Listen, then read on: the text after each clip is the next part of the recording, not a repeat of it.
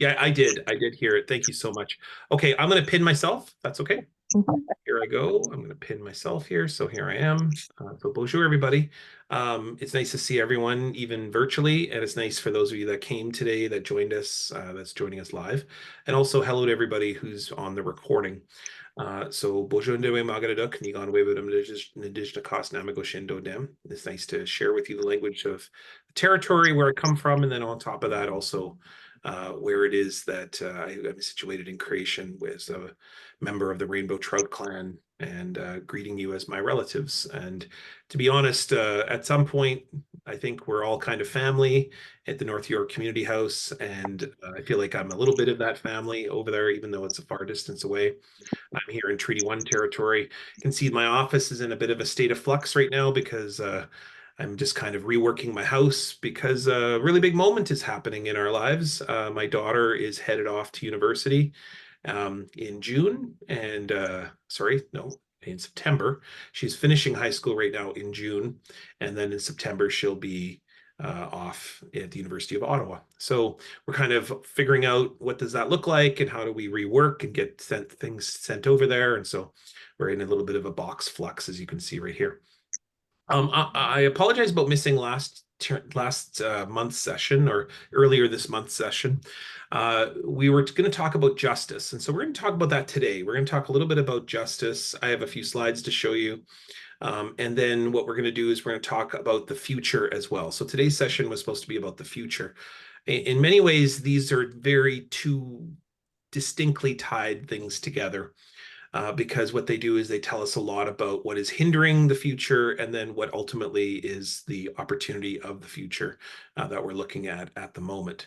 So I'm going to show you a few slides with that one as well. And so we're going to do a little bit on each. We'll do about 20 minutes for each. And then I'll be able to sort of cover as we go. And hopefully you'll be able to get a sense of what is, I think, the biggest challenge within the country at the moment, and how Winnipeg is, where I'm sitting right now, is really a place that's situated at the crossroads of a lot of that. We are at the first step of Confederation. We are the first province after Confederation. We're the first treaty negotiated, and Treaty 1 and 2 is negotiated in August of 1871, virtually within weeks of each other. And then on top of that, we're also the first legislation that creates a province, which is the Manitoba Act, and creates a sort of a what's often called the postage stamp province, and then eventually expands as the rail line is negotiated to Treaty 1, Treaty 2, and then you see this entire opening up of Western Canada as a sort of resource colony for the East. And things are extracted and sent, and colonization is very much in the forefront, but at the same time, we've been at this the longest. So therefore, you'll see the most amount of solutions here. You'll see grassroots solutions being led by Indigenous peoples who are becoming premier, who are becoming CEOs and business leaders, and people who head up social justice organizations. And the issues and the situations here in Winnipeg, I think, are where the rest of the country will be. It's like seeing a prophecy. And that Winnipeg is kind of this prophecy of what Canada is becoming in various different ways, in pockets already, but in the wholesale, you will see eventually. So the first situation, the first issue that I want to talk about for today is something I was going to talk about a few weeks ago, which is justice. What I was going to do is I was going to quote for you a report that was issued back in about 20 years ago. Back in 20 years ago, the federal Indigenous inmate population was around 17%, meaning that 1 in 5 or so people in federal prisons were Indigenous. Now, we only make up 5% of the country. Uh, even less in those days, probably closer to 3.5, 4% of the country way back in the year 2000. So while we make up 1 in 20, 25 or so people, we make up 1 in 5 people in jail, federal jails. These are very serious crimes. These are long-term facilities that involve what's often deemed as violent offenders or chronic offenders. And so there's something that's off there. If we are 1 in 25, or 4% of the country. And then, but we make up 20% of the prison population. There's something really off there. Why is it that more Indigenous peoples end up in jail 5 times the amount of the actual population itself? And on top of that, things got worse. So from the years 2000 all the way to 2021, the population has exploded in federal institutions of Indigenous peoples just over the past 20 years. So, for example, in Stony Mountain, where I am situated, the federal inmate population, which is just over here, 65% of the federal inmate population at Stony Mountain, only about a half-hour drive from where I sit right now, is Indigenous. In Saskatchewan, in the federal penitentiary there, it's 64% of the inmates are Indigenous.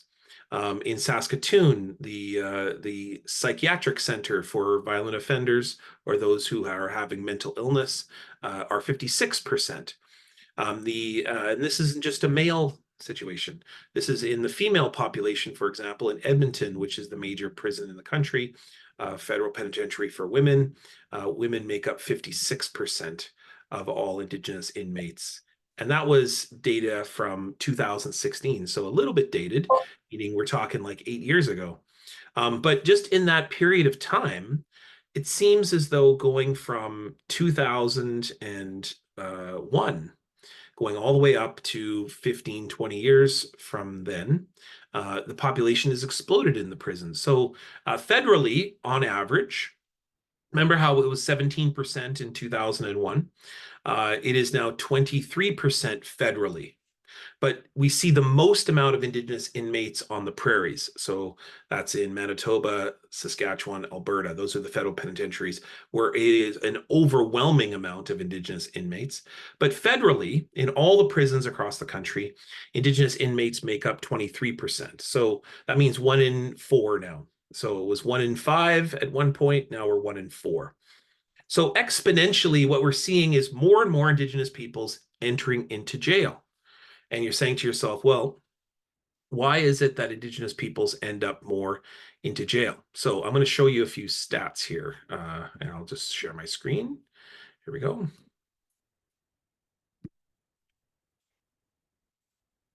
Those are the stats that I just quoted to you there. There is a deep challenge in the ways in which, I'm just going to shrink myself there so we can see. Okay. There's a deep issue of systemic discrimination within the justice system across the country.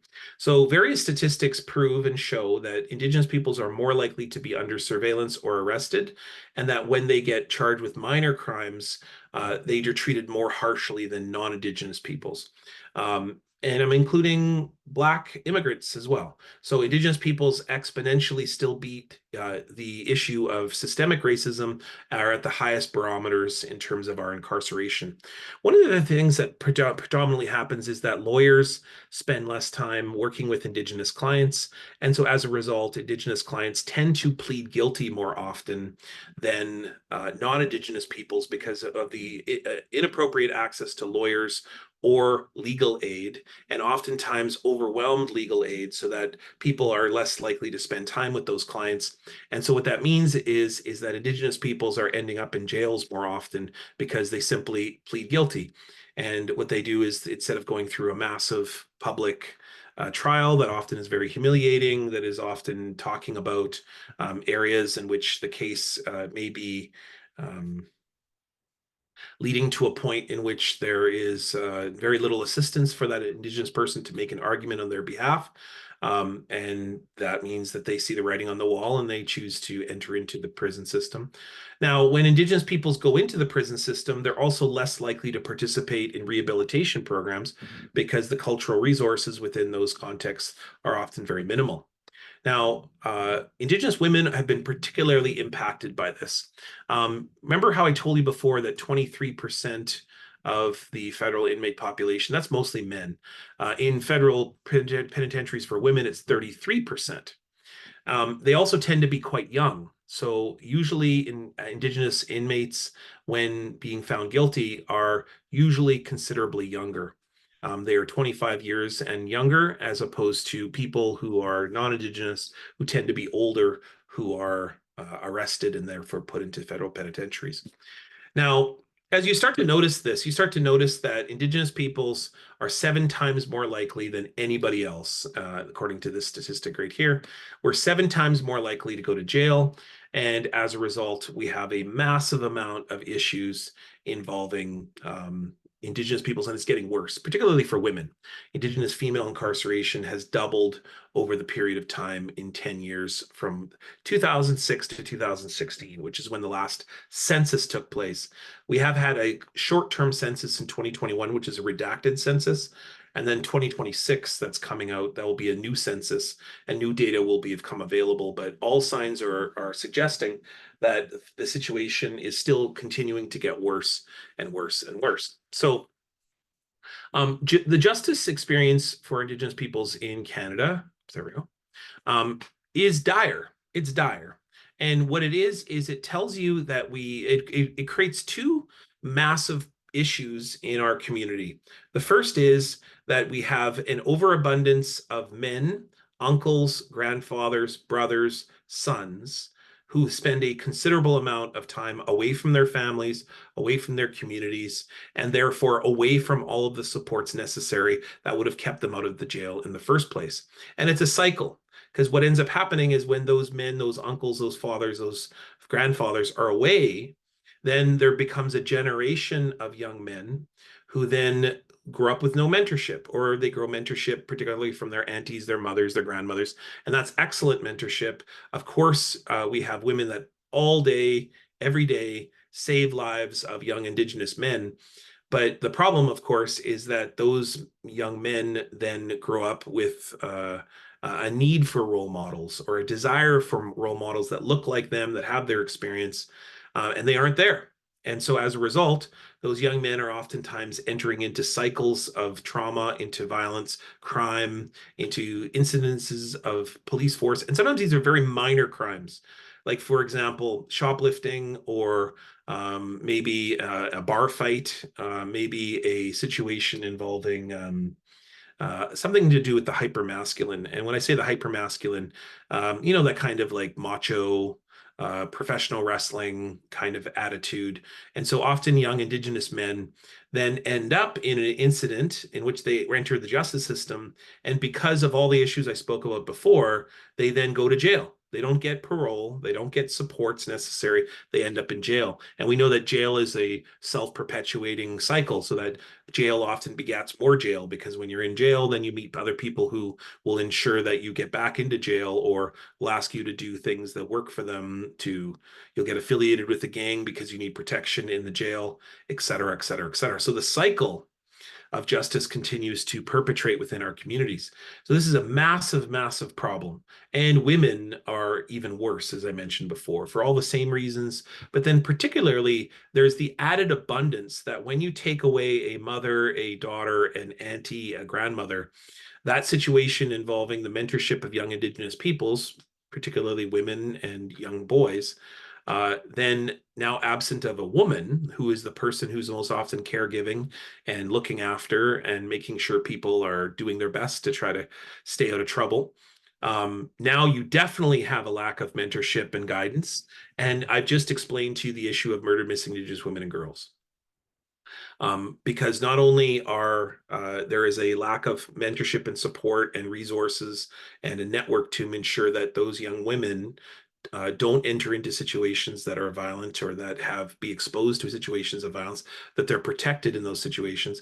The other challenge is that many of those young men, because of the hyper-masculine teachings, might be perpetrating some of that harm. That's not the sole purpose of what causes murder missing Indigenous women and girls. This is not an Indigenous violence from men problem, although there are some examples of that. This is a societal issue that overall then mistreats or dehumanizes Indigenous women and girls, so that when they get in these violent situations, which are oftentimes with police forces, non-Indigenous men, sometimes with institutions, that nobody believes them. They could no advocates, no protection, because their grandmothers, aunties, mothers are incarcerated, or they're working so hard because the men, uncles, grandfathers, they're incarcerated. And so this massive problem of justice is creates a thorough amount of injustice. And that is really the challenge here. The challenge is that it's a self-perpetuating prophecy. So you say to yourself, how did all of this happen? Well, it happened because of the issue of colonization and the dehumanization, the demonization of Indigenous communities who were deemed as different, who were deemed as devil worshipping, and then therefore bad.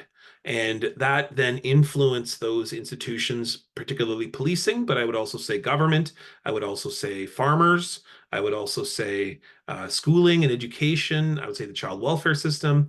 I would say the healthcare system. All of these things then perpetrate into a sense of beliefs that Indigenous peoples are constantly up to no good and men are the worst. They're the ones who perpetrate harms and then therefore deserve the jail time that they get because they're devil worshippers, they're uncivilized, they come from terrible communities with terrible things.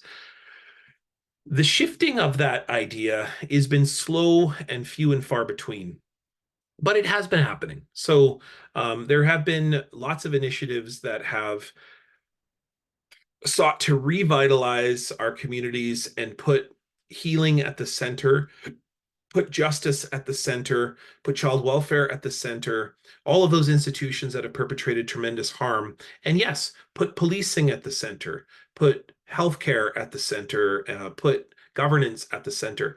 And so all of those things have been grassroots-led efforts because they're not often funded by the government or certainly not supported by governmental or institutional forces like even universities. And then what ends up happening is that these things come and go, they ebb and flow with people's energy and ability to volunteer and commit to that work. But you do see certain things that have emerged in Indigenous communities based on traditional teachings, because we always had a justice system. Our justice system as Indigenous peoples was based on one premise, though, that is different than the justice system in Canada. The justice system in Canada is based on a notion of punishment. That's as simple as I say, meaning that there's only two ways to get justice in Canada: jail or money. That's it. There's no like, I mean, I might add maybe a bit of volunteerism, like you might be forced to do some community service or something like that. But that's not really, that's only for like minor offenses. You would never assume community engagement or community building time if you have a major crime, like let's say bank fraud or murder or major assault. And this is diametrically different than what Indigenous communities believed about justice. So our number one purpose of justice is not to lock somebody away or to take all the things that they have around them that mean something. Our job is to reintroduce, reintegrate, and disseminate the teachings and gifts of that person who perpetrated that harm.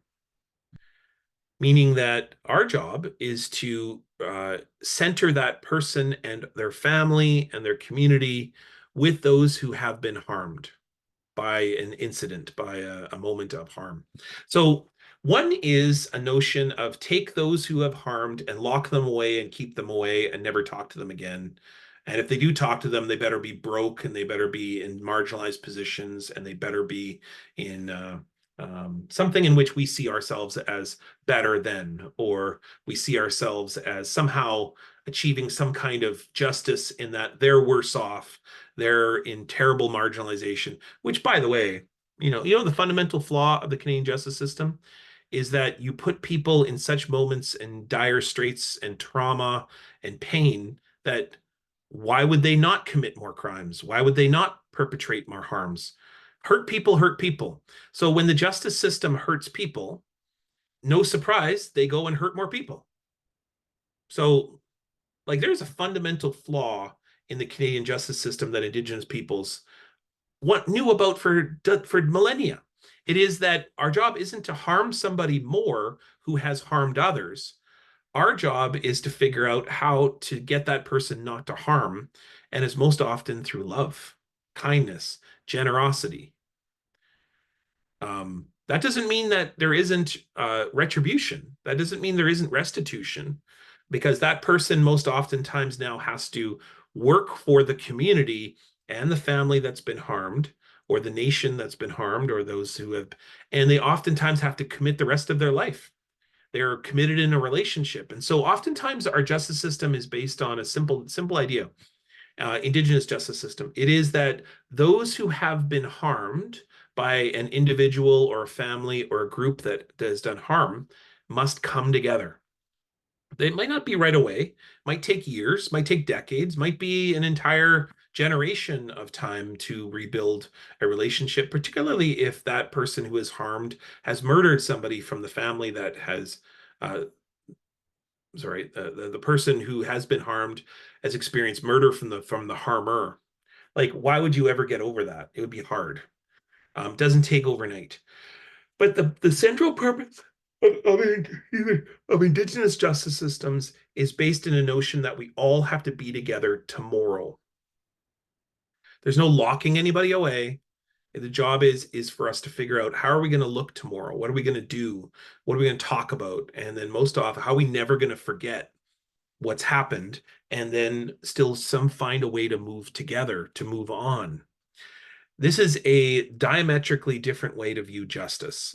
And we would, if Indigenous justice, which many people have now sought and have pulled back into conversations around justice, um, they've been quite successful. So you see, for example, in Manitoba, in Saskatchewan, in Northwestern Ontario, what we often call restorative justice circles, where a person who has been harmed and their family or their community or their friends face off against those who have been harmed, those who have harmed, and then therefore their families, their nation, their community, and that collectively they come together to say, we share this harm. Everybody's been impacted by the harm, because it's true.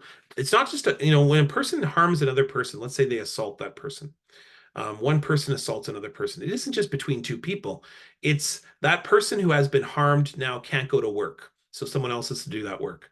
The person who has been harmed now has to cannot feed their children, so someone's got to feed their children.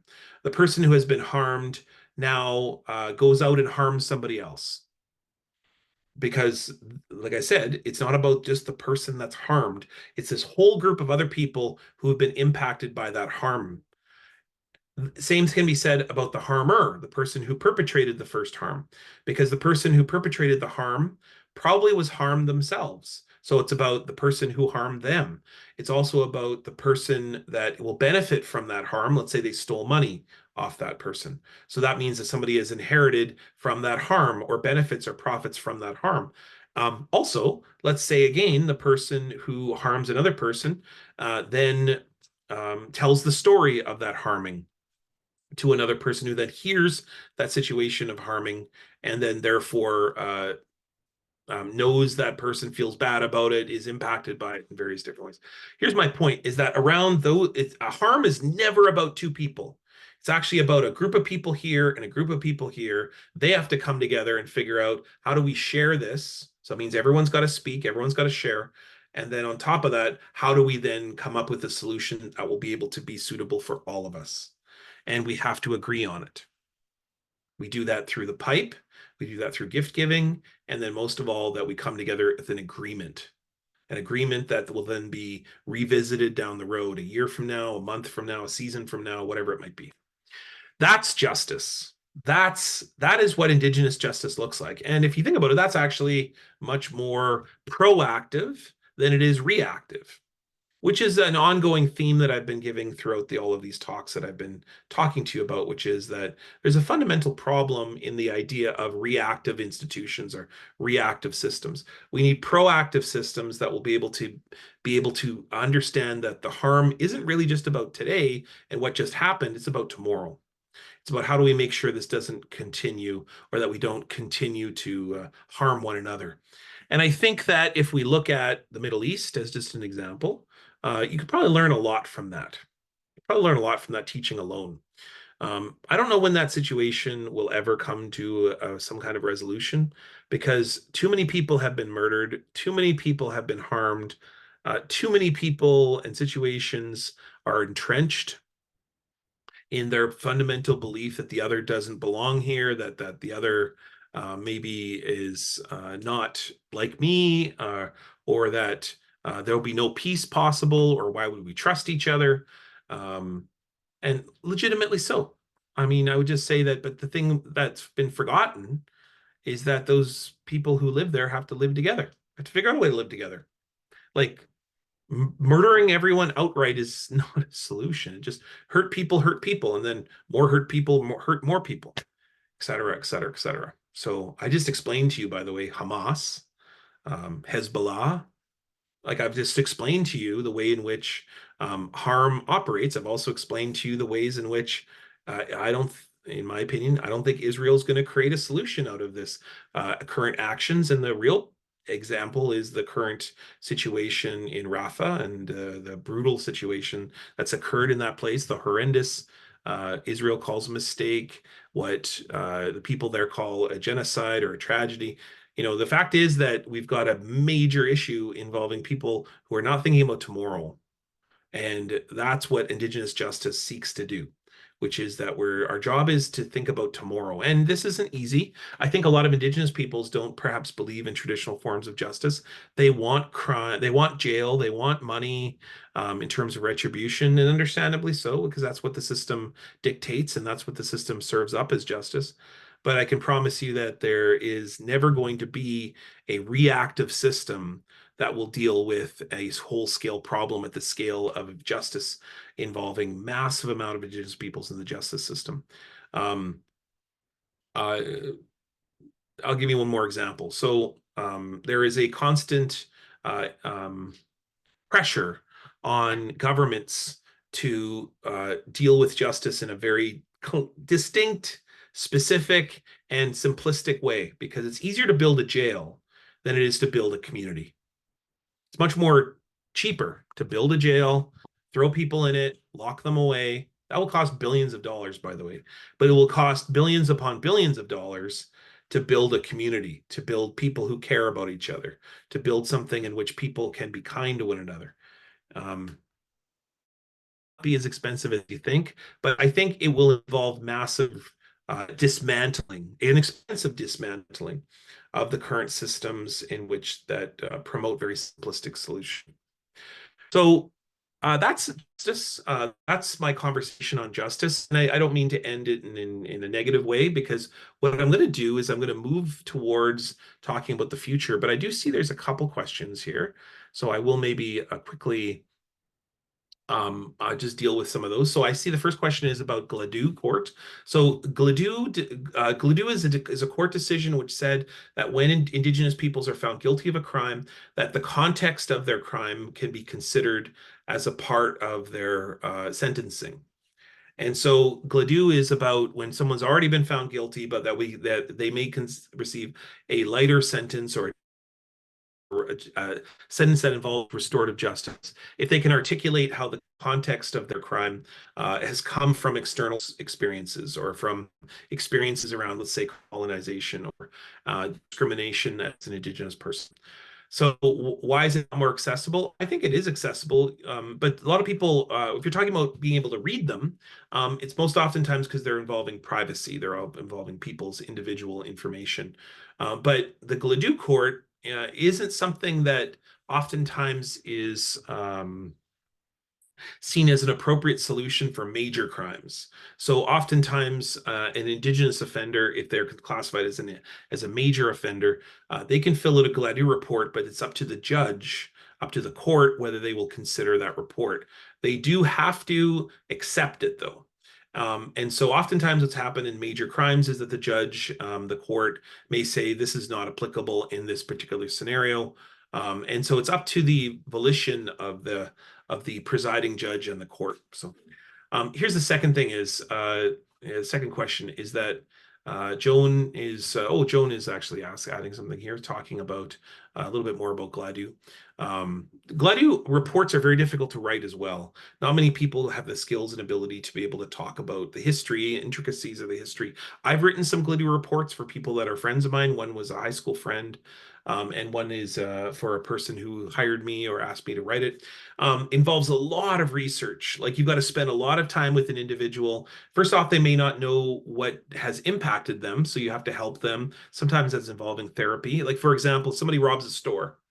Um, and they keep doing armed robbery over and over again. Now they're considered a violent offender and major crimes and major sentencing as a result. They want to do a Gladue report. Well, you're going to have to get them to understand that that theft of that store, that chronic armed robbery, comes from being removed off your ancestors, your grandparents being removed off the land back in 1925. And people may not even know that history, never mind all the intricacies of that history. So that's why Gladue reports is complicated and difficult. And I see Rhonda's asking, accessible to the person. Well, the problem is you have to find somebody competent to write it. Then you have to find a court that's competent to receive it. And then therefore a judge that's competent enough to consider it. So you've got incompetency across all of those different institutions that create over-incarceration, that farm Indigenous peoples into jail. And then, of course, judges who you can imagine are oftentimes very ignorant of the challenges that are right in front of them. And they can still be listed. And we have to remember, judges are most often appointed by politics, by politicians. It is judges that end up reflecting those politics in various different ways. Let's do the future. So the future, and you're saying to yourself, Nigaan, we've been doing all these sessions, and here we are. We're finally at the end of our sessions. And I wanted to leave you with a rather hopeful message.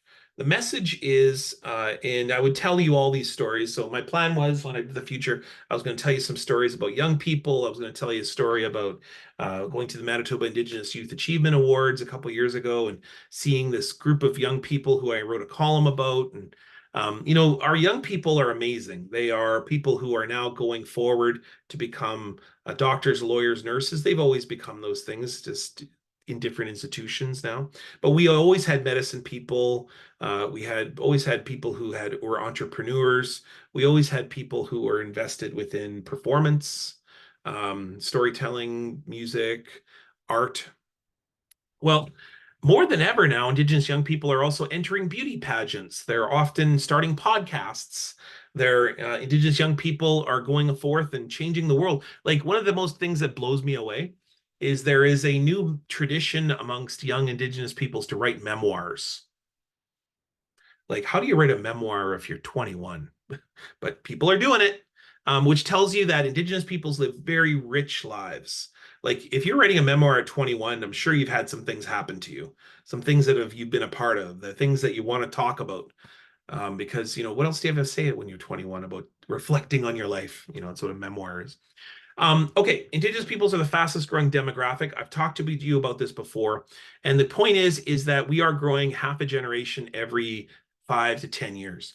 So way back, 1.2 million, that's 2000, well, it's 1996, actually, the last census, 2 censuses ago. And then 2006 to 2016, we see a massive influx of Indigenous peoples. The average age is very young, but unemployment is big. Incarceration is big.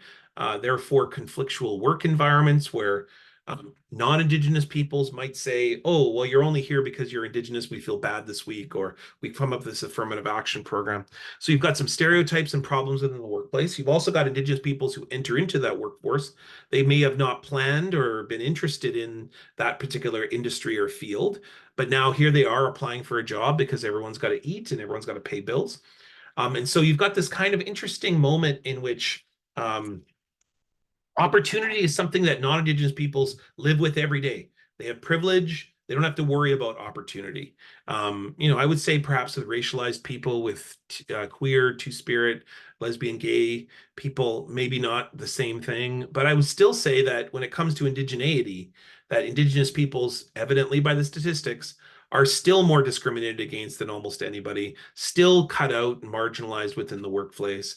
And this is not, of course, to compare, but it's to say that we've got a real problem, because the problem is that this massive amount of young Indigenous peoples have opportunities in front of them, and most of them are in Winnipeg. So Winnipeg is what the book that I spoke about earlier, and this is the biggest red dot on this map. We've also got Edmonton, we've got Calgary, we've got Saskatoon, we've got Regina. We've got also Thunder Bay. So Thunder Bay is over here. And then we've got this huge situation in Southern Ontario of multiple red dots, but not one singular red dot like there is in Winnipeg. So we might not see 20% population like we do in Winnipeg, Indigenous. We might see like 1 in 10, 1 in 6, 1 in 25. And this is very significant because what it says is that the future is going to be young and is going to be Indigenous. That massive amount of Indigenous peoples is coming in two waves. And the first wave is me. So here I am right here. I'm 48. I'm in the very top of this very first red bump. Then you see this population explosion of Indigenous people. And then boom, starting about 20 years ago, 25 years ago, Indigenous young people became this massive exploding population. And they're still under the age of 25 here in 2024. They're still entering into the workforces for the very first time. And they're still grappling and engaging with those issues that are both destructive and have hindered us from post-secondary institutions and therefore the workforce. But Indigenous peoples are making it anyways. They're somehow making it and doing remarkable things as a result. My daughter is one of that group. And if you can see here, it is a massive explosion of people, whereas in that same demographic, there is Canadian populations that are reducing. The way that Canada has dealt with this in the past has never been to fortify and build Indigenous nations. It's been to bring in newcomers, more and more every single year, and try to replace the Canadian workforce with that. Well, it's not working for a number of reasons. One is that people who come from often international situations or international countries may not always want that minimum wage job, may in fact choose to invest and retrain and rework in other industries. That takes time and effort. Second is that when Indigenous young people succeed, everybody succeeds. This is a formula that I've said a few times. Indigenous success means the success for everybody. And I want you to think back to the justice conversation we had just a minute ago. If we invest in Indigenous young people and this huge exploding population between the ages of 5 and 20, we give them mentorship, we give them supports, we give them good lawyers who will not farm them and railroad them into jail. We get good judges who are competent and will accept things like Ledoux reports. So people have considerably different sentences that are much more restorative than they are destructive. And we keep doing all of those things. Then amazingly, these young people become fully fledged members of society with tax paying jobs, with leadership positions that influence and empower others. And then on top of that, where we see that the most? Well, you're looking at it here. You're looking at it in the Premier's office here in Manitoba. You're looking at it in almost every single workforce. Today, this morning, there's an Indigenous teacher at my daughter's school. Today, this morning, there's an Indigenous person who is advising the mayor in Winnipeg.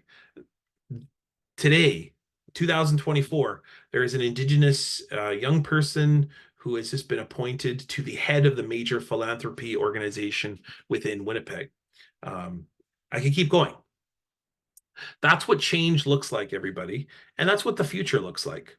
The future looks very Indigenous. It is all about recognizing the reality of the communities in which we live. And it is that the undergird, the foundation of every single one of those communities are Indigenous peoples. Much like for thousands of years, newcomers came to this place and learned about the medicines, learned about where to go, learn about where to find food, where to find a place to live that isn't a floodplain. And so, in a weird return to the 18th century, this is about to happen again. It's in fact already happening in Manitoba. It is that the older generation of Canadians, including myself in that older generation, are reaching kind of middle age or end of years retirement. Filling that in are Indigenous peoples who will then show everybody the way. They will show people how to create sustainable economies. They'll show people how to be innovative and creative. And most importantly, they'll show them how to navigate obstacles and violence, because that's what we've been doing since time immemorial, is navigating, making it all possible, making our teachings possible in some of the most contradictory circumstances. And then on top of that, those Indigenous young people are also dreaming about becoming musicians and business people and CEOs and, yes, premiers of provinces. And so those people, those young people are going forth and doing remarkable, amazing things. And they are in your community. But what they need is they need to be believed when they talk about what they talk about, particularly when it comes to violence. They need to be supported because oftentimes they aren't receiving some of the supports necessary because all those uncles, fathers, grandfathers, those are in jail. And then women who are overburdened and having to do too much work. So they're not able to be fully around for those young Indigenous people either.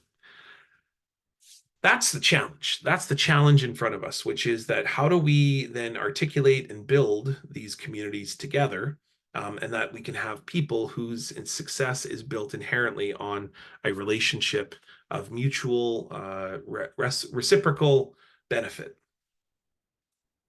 So that's the future. That's what the future looks like. And the future is going to look like a whole bunch of different things. It isn't just listening to people when they talk about violence, it's listening to young people when they talk about sustainability. Like, for instance, the idea that maybe we might want to invest ourselves in other ways than fossil fuels. Um, Indigenous young people are also saying things like maybe we should do policing differently. And I think this is often characterized as defund the police and thought of as scary.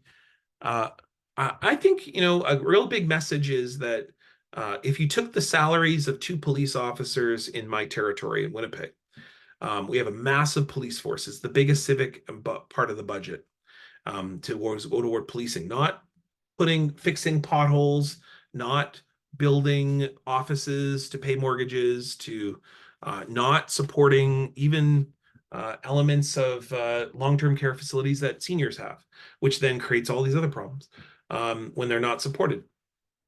Cities, governments are not interested in those kind of particular solutions. What they are interested, or what they are not interested in, is those solutions which are built on rebuilding nations or rebuilding institutions. That's the hope of what Indigenous justice does, and therefore the future looks like. Because remember, I told you before, the concept of justice is how do we live together tomorrow? That's the future, which is why justice works so perfectly in this last conversation before I open up to you for questions.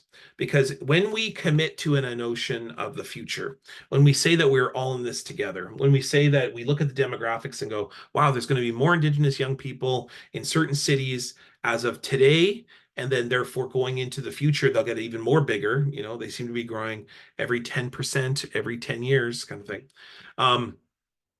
When we realize that there is going to be this return to the 18th century where Indigenous young people are going to become the leaders, and they are going to become uh, uh, people who show us where the medicines are, show us where the food is, and they will be the ones who will guide us forward into a whole new economy, society, and relationships as Indigenous peoples and Canadians. Okay?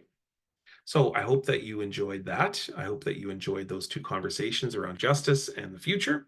I hope that you gain something from all of these sessions. And that brings me to the final session, which will be on June 12th. So June 12th, you'll have a special session with me. But I need you to get in by June 10th. Questions that you have from any of the sessions that we've done. Let's say that you've got a burning question from a few sessions ago. Maybe I had one recorded and you're saying to yourself, well, Nigaan, I have this idea about chiefs, or I have this idea about what to do with this river over here, or I have this idea of what to do with some of the major institutions and how do we rebuild those things. I'm looking for practical comments, useful questions that invite and provoke more dialogue from everybody who could be present for those. But in this case, I'm actually going to ask for you to hand those to Joan. So Joan's going to wave there. Joan's over there, so everyone knows Joan. And Joan's going to collect those questions by June 10th. So that is, according to your calendar, it's about 10 days or so, 11 days from today. June 10th, that's a Monday. And on June 10th, Joan's going to send me those 10 questions. Then I will do a session that I will give to Joan, and I won't be doing it live that day. I'll have to do it recording because I'll be in ceremony for during that entire week. But you will have an opportunity to be able to reflect upon and send back your guideposts. And you're going to do that in two ways. You're going to do that in kind of looking at the question, listening to the answer that I give. But you're also going to be like, what does this mean to me? What are the actions that I need to produce? And those are the things that I'd really like to hear about. And those are the ones that I think that the rest of your staff at NYCH would want to hear about. What are the tangible outcomes as a result of doing this workshop together? What does it mean to be able to engage and invest and work on these issues of indigeneity, of reconciliation, of the TRC calls? What does it mean for us to do all of this, and what's the outcome? How do we see some improvements, and so on? Okay. So I think that's about it. I'm going to bring Joan back in here. I'm going to remove my pin. There we go. So I'm going to invite Joan to wrap it up for today, or to make any other housekeeping business that you'd like to get done for today. Go ahead, Joan. Obviously near and dear to my heart, the subject is, I could talk about it for hours, but I will open it for other people. I just want to say restorative justice. I feel like it should be available for everybody. And I feel like sometimes it's Indigenous centered. And I think that if we had restorative justice and the concept in jails before sentencing, things would be much different. The only other thing I want to note for everybody, just a fun fact, 0.8% of Toronto's population is Indigenous. So anywhere from 23,000 in 2021 to 40,000. So that's here. 1 in 100. 1 in 100. Yeah. Yeah. I'm actually going to say there's probably a bit more than that, but they probably don't get included. They, for some reason, don't answer polls or pieces of paper because they're busy fighting for their life and trying to, make sure their kids have food. So one of the things about these censuses, they oftentimes are underestimations. Yeah, absolutely. So does anybody else have anything to say? I think we have a few minutes. Does anybody have any questions? Oh, the other thing we need to tell everybody, this is not our last session coming up. You will be with us next year. So if you wanted to reflect upon that as well in your questions, that would be great. Yeah, I think a good thing to do would be, if people have a session that you'd really like for me to address, or something to do with, then next year we're going to work out like what are some ways that I can do this work, continue this work for you. I am going to be around those parts in the forthcoming year, so I'm happy to come in and come live again and try to make sure that I say hello. Every time I leave you guys, I always come up with the best gifts. So I come up with the best gifts. So you guys are some of the best gift givers that are out there. So I'm very honored, and never have to ask me twice to come to the North York Community House. But on the top of that, I will be offering some kind of element of virtual sessions. So, but if there's a session you really like addressed, then this is the time, or you can send a message to Joan saying, I would like Nigaan to address this question or this issue. Okay, that sounds great. So questions, anybody? What kind of information resource? I wasn't able to read all that. Yeah. So basically, when newcomers come to know about Indigenous peoples, so it's woefully under-resourced and under-supported, and therefore under-delivered. Every Indigenous person, every immigrant or newcomer who comes to this country should have a basic understanding around that they are treaty people too. They are in deep foundational relationship with Indigenous peoples too. The problem, of course, is this doesn't often happen. So this is where the idea of relationship building and ally building is crucial, because it's about trying to figure out, how do we learn from each other? How do we engage one another meaningfully? And so that means that it's not just about getting a guest speaker in, or a pamphlet made, or a resource made. It's about going, okay, so how do we build relationships in our community? And I find that newcomers know this challenge very well. I would garner to say that people who are coming from often communities where they're in a civil war or in a situation of duress sometimes bring things to a conversation that's very, very useful for those people who are feeling similarly. Or maybe it looks different, but I think that there's a conversation between newcomers and immigrants and Indigenous peoples that is extremely fruitful. But people don't maybe do that because of fear, because of ignorance, because of they've been taught that Indigenous peoples are bad or superstitious or evil in a movie in their home country, so that when they come here, they go, I don't want to engage. Or sometimes there's also fragility. I don't want to produce more harm, so I'm just going to do nothing at all, which ends up producing more harm, by the way. When you produce no harm, when you produce no work, then the harm is the status quo and it continues. So I would rather be a person who invests themselves in change. And that would begin a process of sort of talking a little bit about what does it mean to build relationships? So be kind, go to events, get to know people. There's lots of opportunities. One of the great things you're available in the North York Community House is there's Indigenous peoples walking around in there. They're engaging you. They're wanting to build a relationship with you. That's a very exciting opportunity. The evidence of that is within the handshake, within the food, within the time that people offer, within the gifts. Okay. All right. I apologize. I have to run because I have to go to the next event. Oh, here we go. Yep. I have a person, my handy person just stepped away, the person who's helping me downstairs fixing a door for me. So and so I just want to say big miigwech to you. Remind you that to send those questions in by June 10th to Joan.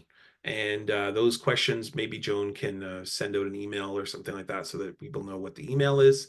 Send those questions by June 10th, and I will record a session. And then you'll be able to see that on June 12th. But in the meantime, I just want to say a big miigwech in while I still can as the live for all the sessions for this year. And I hope that it's been very fruitful and helpful to all of you. Thank you so much, Nigaan. Joan has just lost her internet, so That's she okay. says, yeah. So, but thank you. Yeah, but thank you so much. This has been such a fantastic journey with you, and everyone is, I'm sure you're seeing all the thanks that's coming in. So thank you, and we will be in touch. I will send out an email with a link to how you can send questions and so on to everyone else. So thank you, everyone. Okay. And thanks so Thank much. you. Nigaan. Bye, Carol. Bye. Thank you. Thank you. Okay, take care. Bye-bye. Bye. Very good session. I Yes, enjoyed. thank you. Yes, I enjoyed it. Thanks so much for being here. Beverly. Right through. We've been through like 10 sessions now, which is awesome. Yeah, we're looking forward to the one in June also. Yeah. And we're going to do a whole series again. So we'll keep you all informed. Thank you. Bye-bye. Thanks, everyone. Thank you. Yeah. Bye.